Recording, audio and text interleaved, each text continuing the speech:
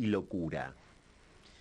Creo que estamos, ¿qué tal? Buenas tardes. Creo que el vínculo entre poder y locura es una consecuencia grave para la alienación social del conjunto de la sociedad, ¿no? Como cada vez, en vez de cada vez menos alienados es, cada vez más alienados es.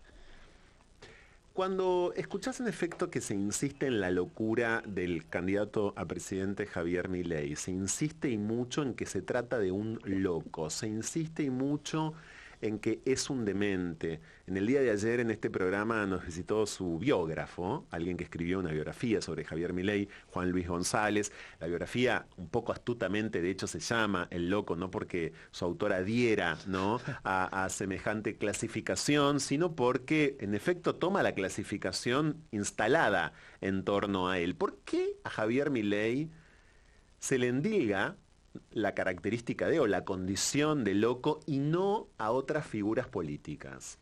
No, a Cristina también, la etiquetaron, la diagnosticaron de loca, que esto, que lo otro. Yo no creo que Javier Milei es un loco, de ninguna manera. No, no, ni las ideas que defiende, ni lo que representa. Eh, Me parece que está mucho más cerca de lo que es el supremacismo, un líder supremacista, que un loco. Y te digo por qué. Porque no hay una ética en Javier. En Javier Milei no hay una ética. O sea, yo sostengo que existe una estética de la locura, existe una poética de la locura y existe también una ética de la locura. ¿Sí? No por nada, Antonín Artaud escribe en el siglo pasado Van Gogh, el suicidado por la sociedad, defendiendo una ética de la locura, en él mismo como artista loco y en Van Gogh como artista loco. Entonces, volviendo a lo que decís, yo no creo que Javier Milei sea una persona loca. Y creo que bueno, que en un punto es un tiro por la culata, escupir al cielo o dispararse en el pie, tacharlo a Javier Milei de loco. Creo que en un punto eso exacerba un poco más los lugares subversivos, si se quiere, que puede tener genuinamente la locura, en la figura de un líder político como es Javier Milei. Y ese rol subversivo que viene a ocupar, asociado a la locura, que no es loco, para mí no es ningún loco Javier Milei, es un supremacista. ¿En qué sentido decís que es un supremacista? ¿Cómo desarrollarías su supremacismo puntualmente? Él dice que su propuesta política representa una estética superior, con ejemplos muy vagos.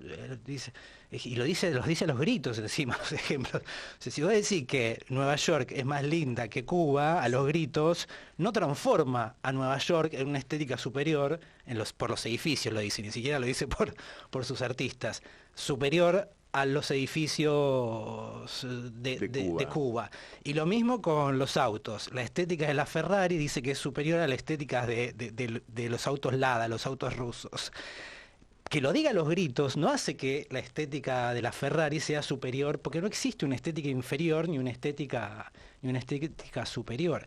En ese sentido me parece que es supremacista. Y en el otro sentido muy concreto, la teoría del trabajo que él defiende, el libertarismo, esto de asociada a lo libertario, en realidad es una teoría del trabajo, es el libertarismo, ¿no? Esta teoría que dice que la tierra es de quien la trabaja, que es lo que justificó que el saqueo de la colonización y el genocidio, ¿no? En ese sentido me parece que es supremacista, que es como la superioridad encima la idea del capitalismo que él tiene, que no es el capitalismo con el que convivimos hace más de 30 años. O sea, como que se quedó en una idea del capitalismo de la década del 80, de la época de la Guerra Fría, cuando existía la Unión Soviética, cuando existía China comunista, que luego incorporó una economía capitalista, Sí. se disolvió la Unión Soviética. Entonces como que discute con un comunismo y socialismo que no existe. Tu volumen de ensayos, que de hecho quiero contarles que estamos obsequiando un ejemplar de El Cuerdismo, un extraordinario conjunto de textos de Alan Robinson. Precisamente llevan este título por algo que estarás viendo en torno a la figura también de Javier Milei, Alan, que es que un argumento muy extendido es que se le nota la locura. Vos ya aclaraste que para vos no es un loco, pero escucharás y mucho, permanentemente, que es un loco a la vista, que es un loco a cielo abierto, que presenta características comportamentales, si querés, características incluso hasta físicas, que certifican su locura. Esa es una mirada cuerdista. Sí, claro, claro, claro. Ahora, dando la derecha, hay un asidero en esa... ¿A dónde está el asidero? El asidero está en la peligrosidad, que también es un prejuicio social sobre las personas locas, o las personas que o han sobrevivido tratamientos involuntarios en salud mental. El prejuicio y la justificación de los tratamientos involuntarios es que esas personas son peligrosas para sí mismas o para terceros. Sí. Ahora bien, si lo pensamos desde ese ángulo y volviendo a la perspectiva que tengo yo, sí, sería un loco, pero simplemente porque es peligroso. O sea, las medidas que promete implementar son peligrosas para el conjunto de la sociedad y también para él. Primero porque son inviables y segundo porque son inconsistentes con la realidad económica de Estados Unidos, de Brasil, de Argentina, de Chile. Claro, pero así estás en la superficie de las ideas, estás atacando sus ideas, estamos de acuerdo, en relación a esa crítica a las ideas. Sabés muy bien que se le dice loco porque se le nota, repito. Sí, porque está despeinado, porque habla a los gritos, porque se pone colorado para defender sus ideas, porque no las puede defender en calma, porque el último spot que sacó antes de las PASO fue un spot donde él mismo decía que ahora iba a hablar tranquilo y justificaba por qué hablaba así con euforia, no es euforia tampoco eso, ¿no? No sé qué es, pero sí entiendo desde qué lugar se lo suele asociar, su expresividad, si se quiere, su expresividad. A la vez, Alan, esa característica que tendría para millones Javier Milei, que es la de su presunta locura, no detiene, y lo vemos en efecto hoy con el resultado de las PASO. Tiene 30% de los votos al día de hoy, probablemente sostenga ese porcentaje, probablemente lo incremente. Es decir, esa sería una locura que no es tal para vos, repetimos, pero sería una locura que no asustó, que todo lo contrario resultó y resulta atractiva, no como otras locuras que generan miedo y que espantan a la gente. Sí, es raro que no espante, ¿no? Tampoco creo que sea tan raro, o sea, en un punto vos me dedicás más a la población con drogas psiquiátricas, después de una pandemia, la alienás más, la gente piensa menos, porque lógicamente sus neurones y su sistema nervioso está intervenido por la medicación post-pandemia, ¿no? Por los estados de ansiedad, de desesperación, de depresión, de euforia, de negación de lo que fuera. Entonces, en un punto creo que ahí también hay un correlato entre el estado de la sociedad, incluso medidas del oficialismo. Creo que a principios de este año y del año pasado celebraban y haber agregado como al vademecum oficial de medicamentos gratis más drogas psiquiátricas. Y en un punto nadie está pensando en la peligrosidad del consumo de drogas psiquiátricas. Entonces, ahí tal vez exista un correlato entre el estado de alienación social en el que estamos y de alguna manera este envalentonamiento porque por ahí las primeras reacciones de estos días, tampoco hay que, yo no soy más de hacer análisis más lentos, no tan apresurados, pero también las primeras reacciones indican como que se ve más un escenario, yo escucho más un escenario de Milei presidente que de balotaje que el primer escenario pensado entre Massa y Bullrich. Sí. Entonces, no soy analista político, no quiero hacer análisis apresurados, pero desde una perspectiva, hay una representación cuerdista, volviendo a lo que decías vos, Franco, en la figura de Milei, ¿no? Como todos los estereotipos del loco, ¿no? El loquito, el sacado. Pero en algún punto eso atrae. Ujú. Eso genera cierta atracción. Parecería ser que decir las cosas de esa forma va a hacer que esas cosas sucedan, ¿no? Parecería ser que decir a los gritos que voy a prender fuego el Banco Central, que se puede vivir en un país sin Banco Central. Entonces, pero eso yo no creo que vaya a ser posible eso, salvo una crisis social grave, profunda. Tampoco quiero caer en este lugar de asustar, viste, de la administración y la gestión del miedo, porque tampoco creo mucho en eso. Eh, Es muy, pero muy sugerente el correlato posible que empezás a atender y que seguramente elaborarás más con el paso del tiempo, Alan Robinson, entre esta sociedad sobremedicada pospandémica y las medidas oficiales que citaste al respecto y este momento político. Es decir, puede haber un nexo en efecto entre la salida, yo diría, bueno, muy violenta de la pandemia y sus consecuencias todavía en muchos casos inasibles, todavía muy difíciles de identificar, todavía hoy, repito, y este momento político, ¿no? sí, Ulloa, el psicoanalista argentino, medio filósofo, él hablaba de un problema que pasaba en las dictaduras, donde la encerrona trágica entre el opresor y el oprimido. ¿Cuál era la diferencia con la democracia? Que no tenías un tercero que intermedie. A eso lo llamaba encerrona trágica y ponía el ejemplo de las personas que eran torturadas. Como no había un tercero que intermedie, eh, se daba una encerrona trágica. Ese tercero es quien imparte justicia, sería quien imparte justicia. Venimos de situaciones, bueno, venimos del intento de magnicidio de una vicepresidenta. A veces me sorprendo como que, Cerca del año estamos, sí. o sea, y las cosas pasan y pasan y pasan y pasan. Bueno, ahí también, ¿no? A sus magnicidas, ¿no? A aquellos que intentaron matarla, a Alan, se los trató automáticamente, no solamente de locos, sino también de la mano de su presunta locura, de marginales, de parias, de lumpens. De lumpens. Escuchamos y mucho estos epítetos, porque ¿de dónde surge? ¿Desde qué centro alguien puede decir que allí hay una periferia? Bueno, desde el centro de la normalidad, de la cordura y la razón, desde la coherencia, ¿no? Desde ese centro.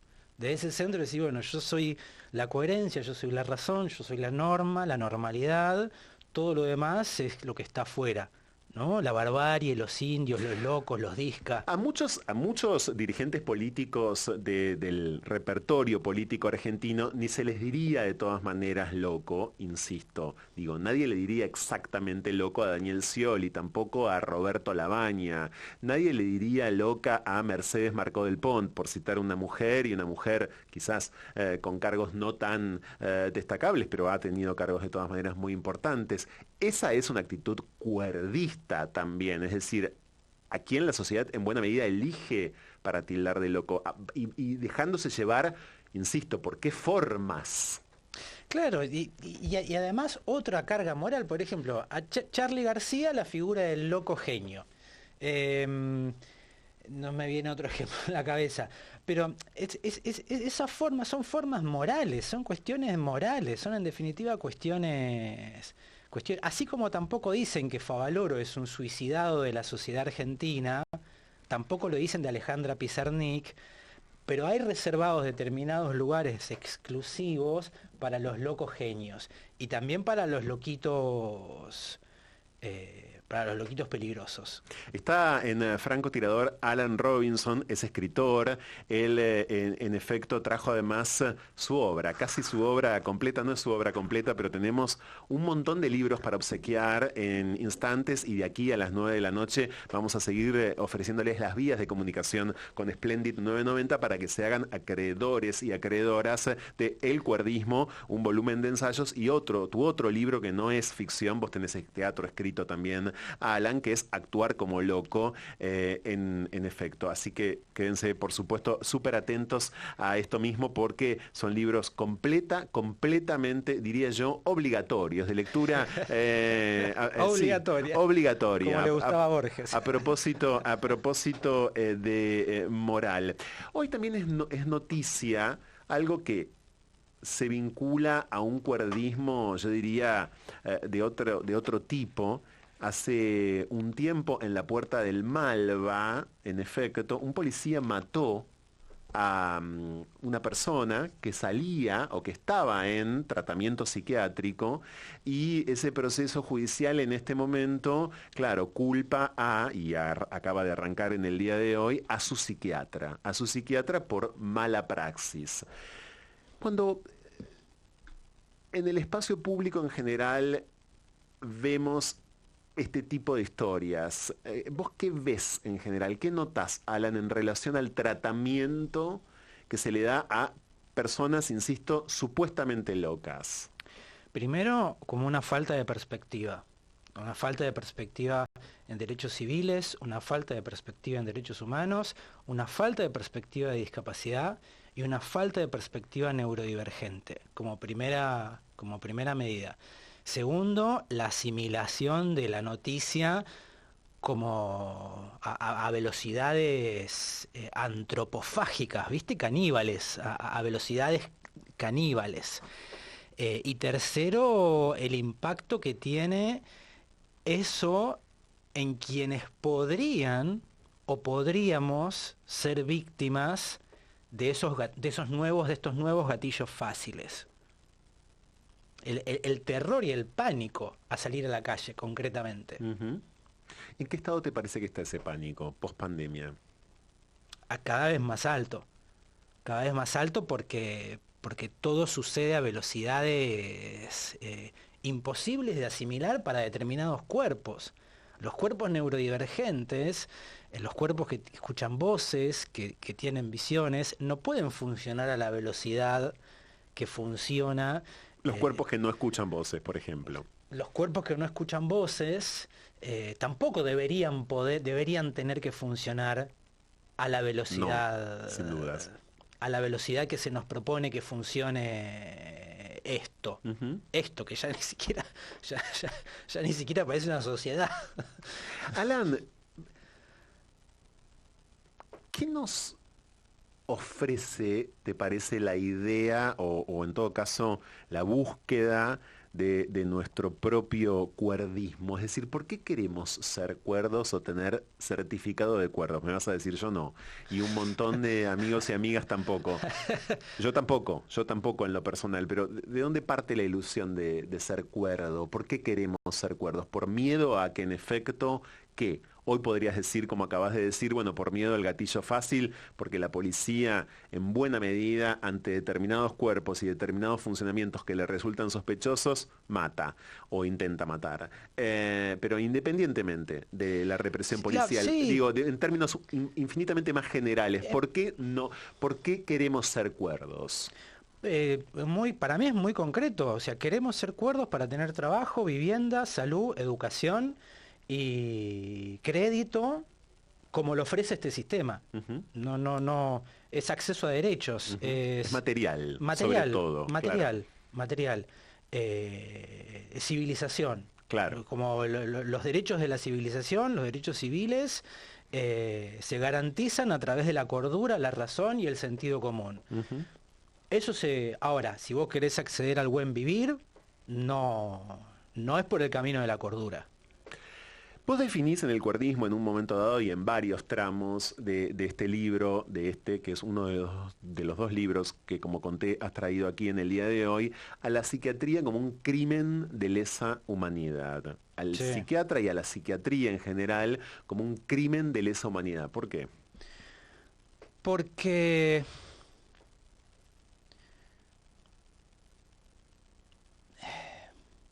lo que ha hecho la psiquiatría en el mundo es esclavizar a la población. Es sádico. Es sádico. Y después, por cosas muy concretas, hay tratamientos, y de esto no se habla, lamentablemente, hay tratamientos que, por ejemplo, en Argentina, a partir del año 2010, tratamientos involuntarios, pasaron a ser considerados tortura. O sea, A partir de la Ley de Salud Mental. Sí, a partir del año 2010 cuando encerraban los militares en la última dictadura cívico-militar a los subversivos en celdas solitarias, eso se consideró, pasó un proceso histórico social Sí. para que eso se considere tortura. En el medio estuvo la teoría de los dos demonios, que Sí, sí, pum, que sí, pam. sí, sí. Las celdas de contención, las habitaciones de contención en Argentina, a partir del año 2010, son homologadas con las celdas con el confinamiento solitario de la que en Estados Pandemia. Unidos todavía existe, de la dictadura, de la última Ah, dictadura cívico-militar en Argentina. ok. El confinamiento solitario se homologa con Sí, con las habitaciones de contención. claro. Las habitaciones de contención están prohibidas en Argentina. ¿Por qué? Porque se consideran tortura. Entonces, los crímenes de lesa humanidad no prescriben. No. Entonces, la psiquiatría no solo es tortura. La psiquiatría es supremacismo y es sometimiento a la esclavitud de la población. ¿Esclavitud para qué? ¿Para matarlos porque son malos? No, para lo mismo que hacía el supremacismo blanco, sobre todo en Estados Unidos y en Argentina también, con los esclavos afrodescendientes. ¿Para qué? Para que produzcan Ujú. la mano de obra, la mano de obra gratuita. Alan, ¿qué te preocupa sobre todo y fundamentalmente en todo caso en este orden de las cosas, gobiernos como el que podría ser el gobierno de Javier Milei? ¿Qué te inquieta Qué especialmente? buena pregunta, Franco. En este orden de las cosas, no solamente en materia de dolarización o en materia económica, sino en aquellas áreas en las que vos te desempeñás, ¿no? En aquellos temas que por supuesto te ocupan y mucho desde hace un montón de tiempo. Primero el daño que es el daño que pueda llegar a ser en la cultura. Primero el daño en la cultura, en el consumo en la venta de libros, en la venta de entradas al teatro. Bueno, ya venimos de una experiencia. ¿Ves un daño posible ahí? Sí, sí, sí, sí. Un daño quizás más grave que Va, grave. No quiero sesgar tampoco políticamente, porque yo volviendo a un tema anterior, si el magnicidio hubiese sido contra Gabriela Michetti, la vicepresidenta de Mauricio sí. Macri, estaríamos haciendo el mismo análisis. Sí, claro. Ahora, hay indicadores que son económicos en la cultura, que el trabajo en la cultura, en las industrias culturales durante el gobierno de Macri descendió. Entonces, hay indicadores que van a indicar que el trabajo, la posibilidad de trabajar durante el gobierno de un eventual gobierno de Gabriel Milei Sí. descienda. Eso en primer lugar. En segundo lugar, la salud pública. Primero la cultura, ¿no? La cultura como derecho, ¿no? La cultura como derecho. Pero en ese sentido creo que nuestro país tiene un amplio campo de artistas ya organizados y organizadas que se van a ocupar de defender. Que pueden armar resistencia. Hay una insistencia a propósito de Milei también que no quiero dejar pasar en este diálogo con vos, que tiene que ver con su afán de estar solo, vivir solo, e incluso su afán de recluirse, su tradición de hombre que está recluido y que vive bien si está solo, sin la compañía de nadie, en rigor sí, de sus perros. Eso, más su vínculo con su hermana, que vemos que es un personaje en efecto muy nuclear en su sistema, también es leído como rareza. También es leído, diría yo, desde un parámetro familiarista clásico, Sí. como extravagante. Sí, sí. Vuelvo sobre... A un político con familia tradicional no le estaría pasando esto, o con novia reciente. La familia, si se quiere, aún es un espacio de lazo social. Es un espacio de apoyo, es un espacio de contención, es un espacio donde las emociones son posibles. Yo no veo en Milei una proyección o un apoyo de la familia como espacio de la convivencia, de lo posible. Del desarrollo emocional. Incluso en términos del propio Javier Milei, del desarrollo del proyecto de vida. Claro. Él habla mucho del desarrollo del proyecto. La defensa irrestricta, mira, estoy citando a Javier Sí. Milei, la defensa irrestricta del proyecto de vida. En Argentina, que es un país que en su constitución adhiere al catolicismo, la familia es la posibilidad del desarrollo del proyecto de vida. Yo sobreviví a tratamientos involuntarios de la psiquiatría, en parte gracias al apoyo de mi familia. Sí. Entonces, en un punto, los apoyos de la familia algún tipo de valor tienen. algún tipo de valor tienen. Yo no sé de qué proyecto de vida irrestrictamente está defendiendo Javier Milei. No sé qué proyecto de vida se refiere.